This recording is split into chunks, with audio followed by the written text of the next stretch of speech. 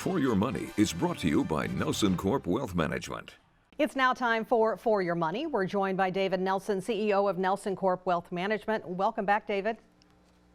Randy, thank you. So the latest inflation number came in slightly below expectations. That seems like a positive sign. Is that how you're seeing it?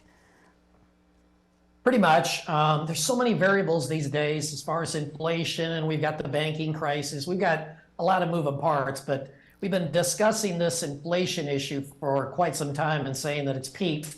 And it seems to be, as far as this is the second month, that the CPI, Consumer Price Index, came in below expectations. That's pretty good news overall. A chart that I brought along today gives people, again, a nice visual as far as pertaining to this. It's looking at year over year CPI, and that's in blue. And it shows the Fed's fund rate, that's in red. Where I basically have circled in yellow is a recent reading, and it shows that these two series have just crossed. Really important. So you can now point to the Fed fund rate exceeding the rate of inflation. Historically, this is a sign that the Fed hiking cycle is coming close to an end, or it has already ended. So we don't know for sure, but it appears that it's quite close, if not finally done.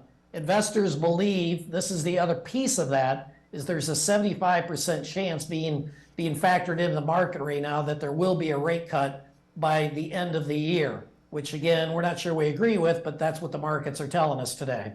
Okay, so what does this mean for viewers as we progress through the rest of 2023? So Fed policy is always a major force pertaining to financial assets.